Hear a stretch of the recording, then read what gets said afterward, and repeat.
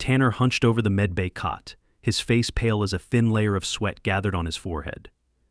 His arms were wrapped around his stomach, and every breath came out in short, uneven gasps.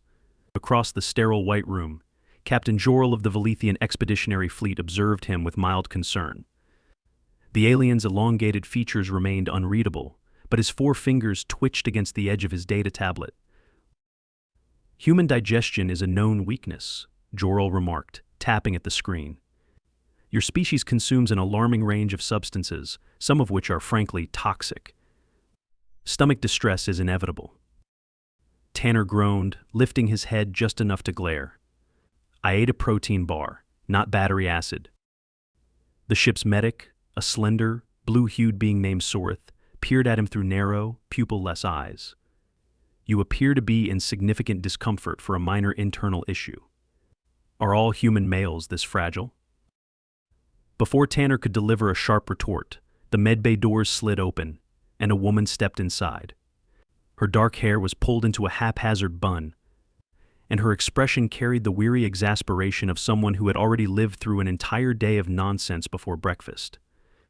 Zara crossed her arms. "What did you do now?" Tanner exhaled through his nose. "I'm dying." Zara glanced at the medical readout hovering above the cot. "You're not dying. You have stomach cramps." Jorl's brow ridges lifted. "This level of discomfort is from mere cramping?" Sorith scribbled something on his tablet. "Fascinating. His vitals indicate pain responses similar to mild injury. It is inefficient for human bodies to react this way to minor digestive distress." Zara rolled her eyes. "Tell that to biology." Jorl contemplated the situation before addressing her. "You seem unimpressed by his suffering. Do human females not experience this condition?" She gave a humorless chuckle. "Oh, we do, but worse. Every month." Sorith's quill-like tendrils swayed. "Every month?" Tanner, still curled up, waved a weak hand. "It's not the same. What I've got is bad, but what she's talking about is worse." Jorl's analytical mind sparked with curiosity. "Explain." Zara shrugged. "Menstrual cramps, uterine contractions. It's like your body decides to practice for childbirth by staging a small riot in your abdomen." Jorl and Sorith exchanged glances. "You endure this regularly?" Jorl asked. Zara gave a one-shouldered shrug. "Yeah." Sorith's tendrils twitched in what Tanner had come to recognize as deep confusion. "And yet you continue functioning? Without medical intervention?" "Pretty much," Zara said. "Most of us just deal with it. Painkillers help, sometimes heating pads, but it's not like we can just stop existing once a month." Jorl folded his arms. "I find this claim dubious. But if your pain is as severe as you suggest, your efficiency would drop significantly. And yet, human females perform at the same level as males, sometimes exceeding them." Tanner groaned. "Just take her word for it and don't question it. Trust me, you don't want to argue this one." Sorith tilted his head. "I propose an experiment." Tanner immediately sat up, stomach cramps momentarily forgotten. "You do what now?" Jorl nodded, intrigued. "Recreating the sensation would allow us to verify these claims. If it is as intense as she suggests, it would be a noteworthy biological phenomenon. If not, then human perception of pain may be exaggerated." Zara smirked. "You want to simulate period cramps?" Sorith tapped his tablet.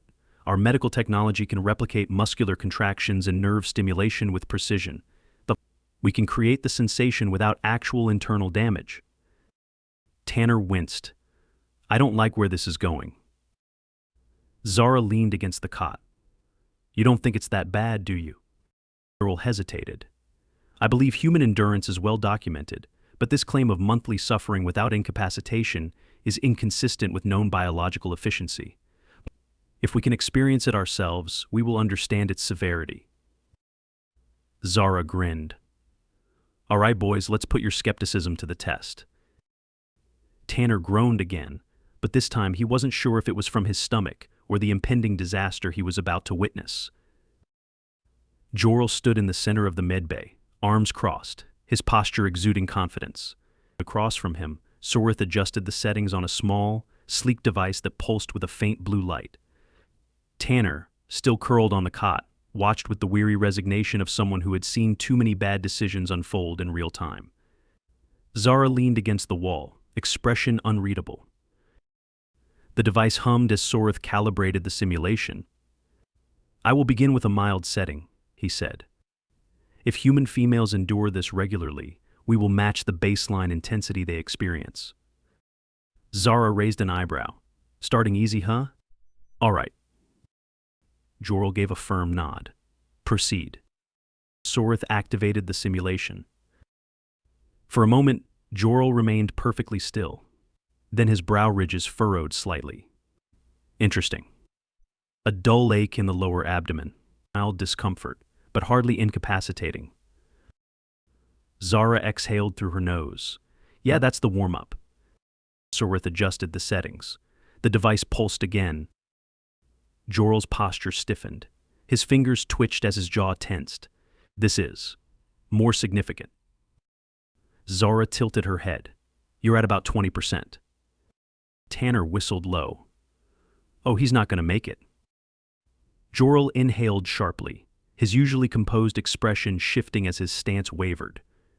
His fingers curled slightly, as if bracing against a force he hadn't anticipated. "This is unnatural," he said through clenched teeth. "Your bodies willingly do this?" Zara shrugged. "Not willingly. Nature didn't really ask for our input." Sorith studied the data streaming across his tablet. Muscle contractions increasing in frequency, nerve response mimicking sustained distress. "Shall I continue?" Jorl hesitated. The confidence in his posture had eroded, replaced by something more rigid. His breathing, once steady, had turned shallow.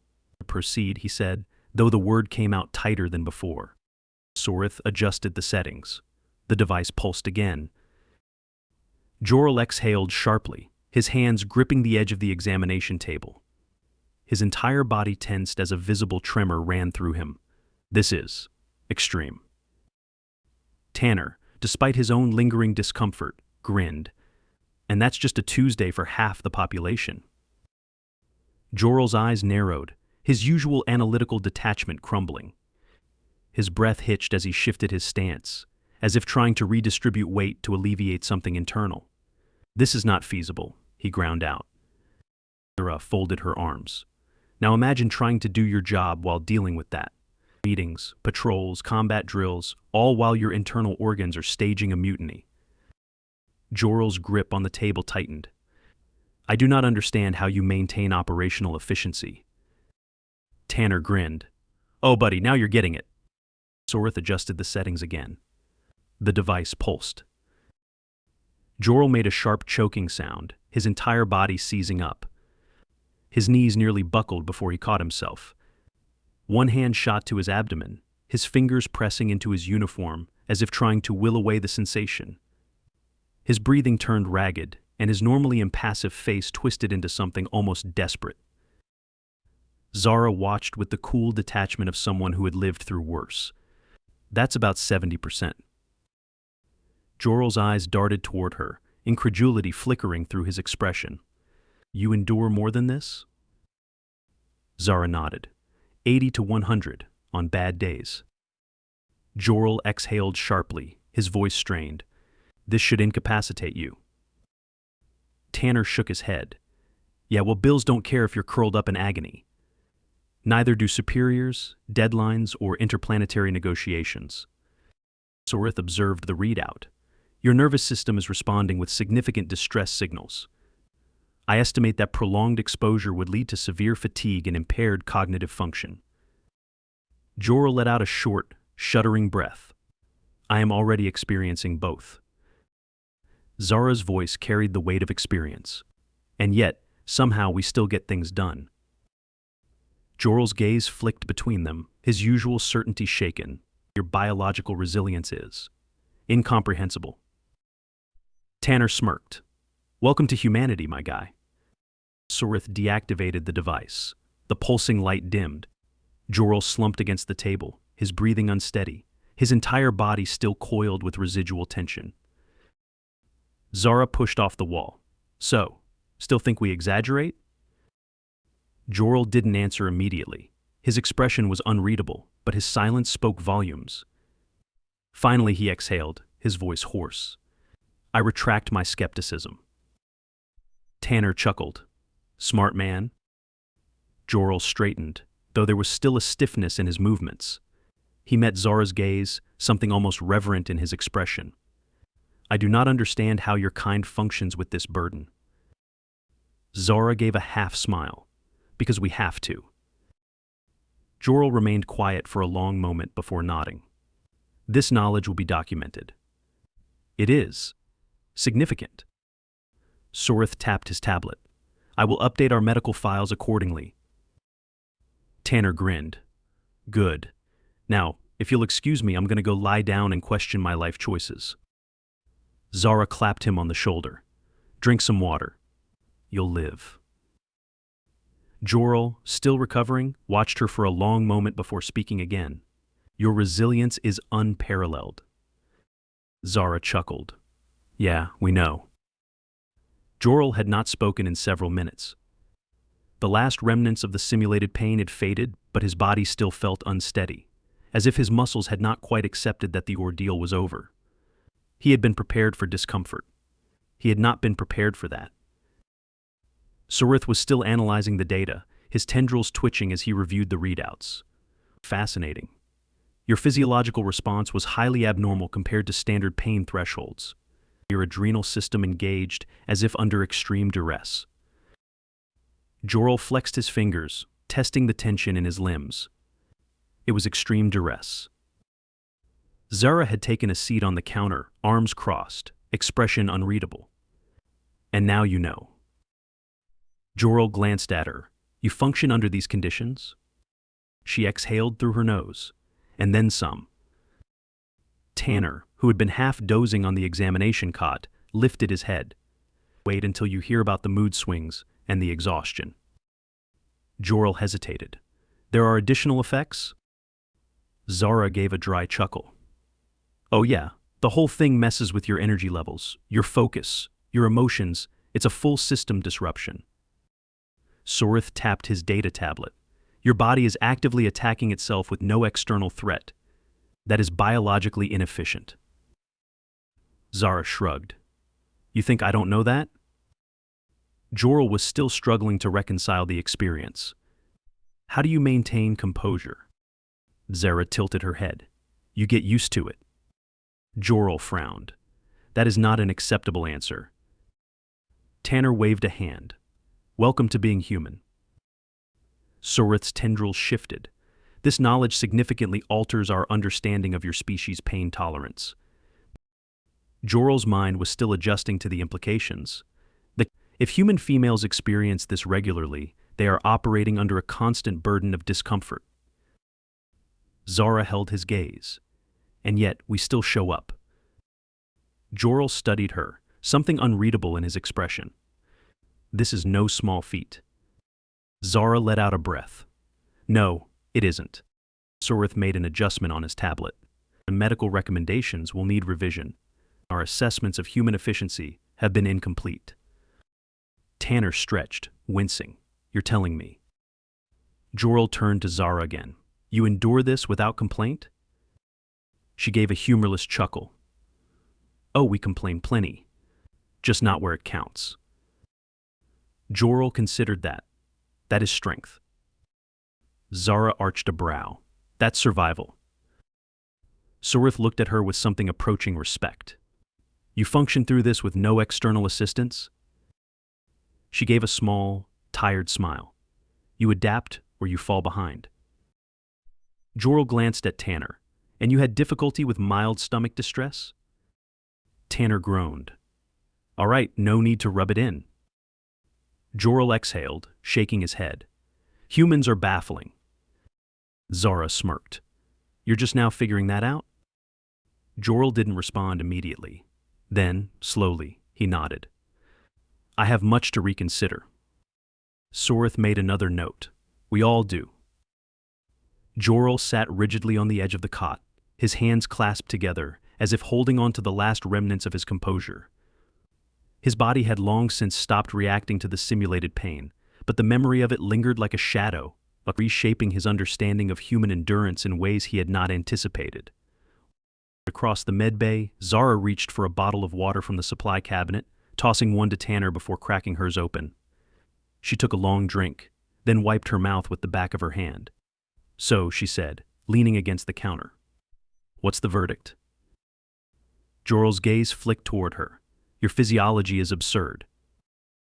Tanner snorted mid-sip. "Welcome to the club." Sorith was still analyzing the data, his tendrils shifting in small, deliberate movements as he scrolled through the readings. Your nervous system endured prolonged, acute distress without permanent damage. That level of strain should result in neural fatigue or at least temporary incapacitation. Zara shrugged. "It's not fun, but we manage." Jorl's fingers tightened slightly. "And you function under these conditions while maintaining normal duties?" She nodded. "Work doesn't stop just because you're in pain." Sorith tilted his head. "This is not an efficient system." Tanner exhaled through his nose. "Yeah, tell that to evolution." Jorl's gaze lingered on Zara, something unreadable in his expression. "You experienced this personally?" She arched a brow. "What do you think?" He hesitated. "And you do not seek medical intervention?" She gave a dry chuckle. "What do you think painkillers are for?" Sorith's fingers hovered over his tablet. "And yet, you do not always use them?" Zara rolled one shoulder. "Depends. Some people don't want to rely on meds too much. Others don't always have access." Jorl's brow furrowed. "This is not an affliction that can be ignored." Tanner stretched his legs out. "You'd be surprised what people can ignore when they don't have a choice." Jorl did not respond immediately. His mind was still recalibrating, trying to fit this new information into his existing framework of human resilience. He had known, logically, that humans were adaptable to extreme conditions. He had seen them survive where other species would falter. But he had never considered that half of their population was regularly enduring something so debilitating without it being considered extraordinary.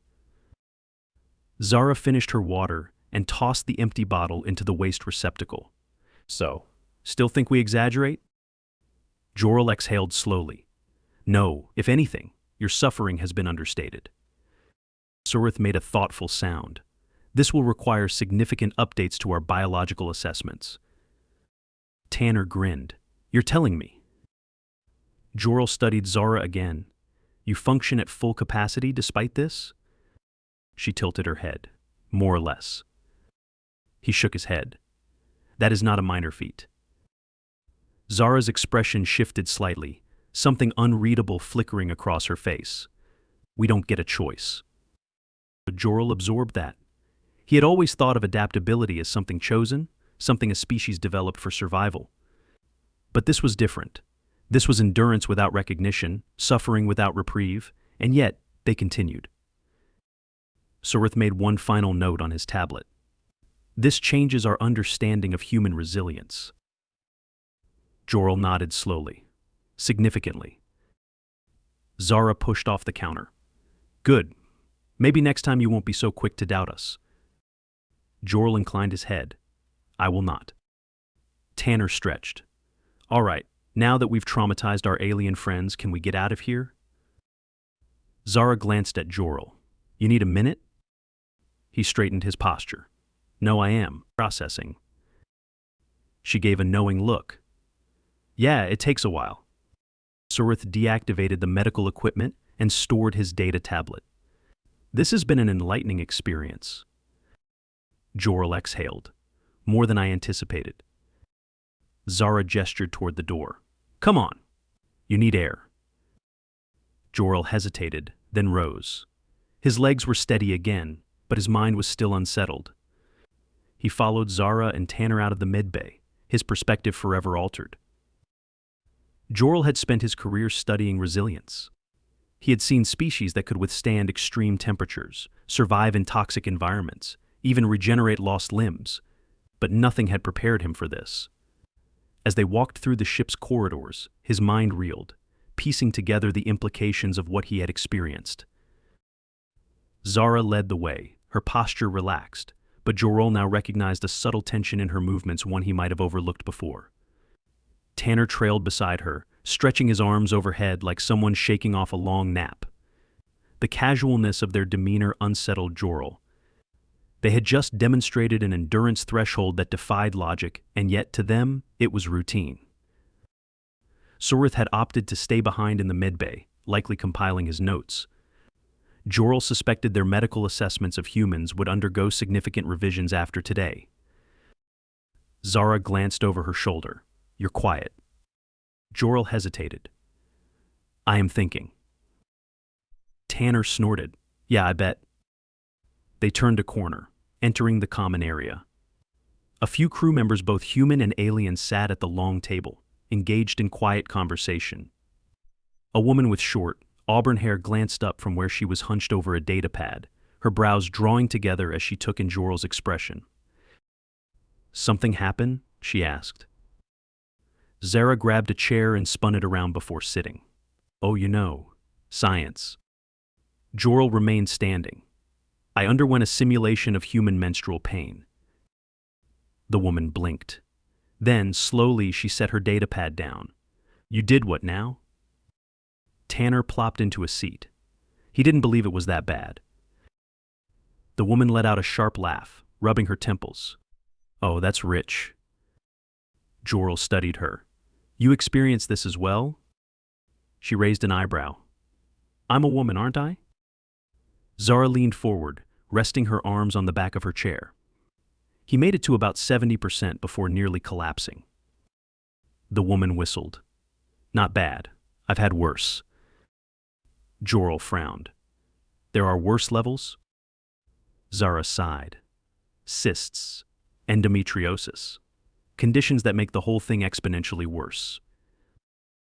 Jorl felt a foreign sense of unease settle in his chest.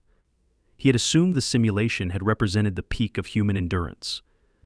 The idea that there were even greater levels of suffering was staggering. The woman stretched her legs out beneath the table. "I had a superior once who thought we were exaggerating too. Until he saw me nearly pass out during a briefing." Jorl's gaze sharpened. "You lost consciousness?" She shrugged. "Close. Pain can do that if it gets bad enough." Tanner rubbed his face. "You ever get the ones that feel like a knife is twisting in your gut?" The woman groaned. "Don't even get me started." Jorl's stomach churned. He had endured combat injuries, exposure to vacuum, and gravitational strain beyond his body's natural limits. None of it compared to what he had felt in that medbay.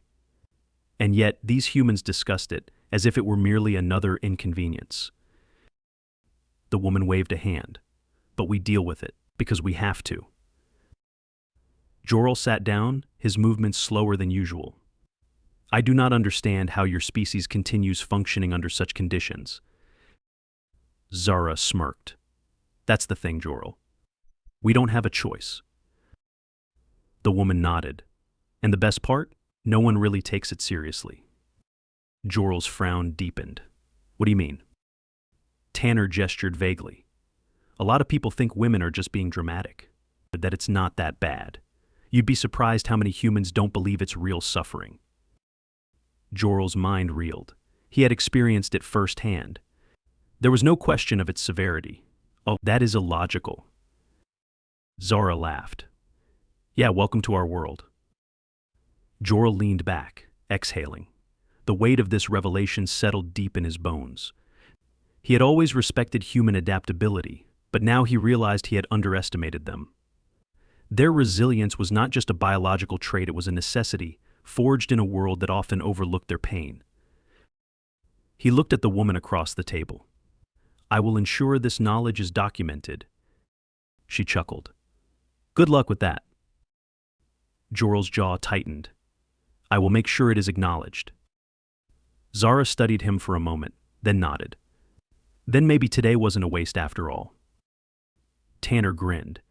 "And if nothing else, we got to see an alien almost curl up in fetal position from simulated cramps. So, win-win." Jorl ignored him. His perspective had shifted irrevocably. And for the first time in a long while, he realized there was still much about humanity that he had yet to understand.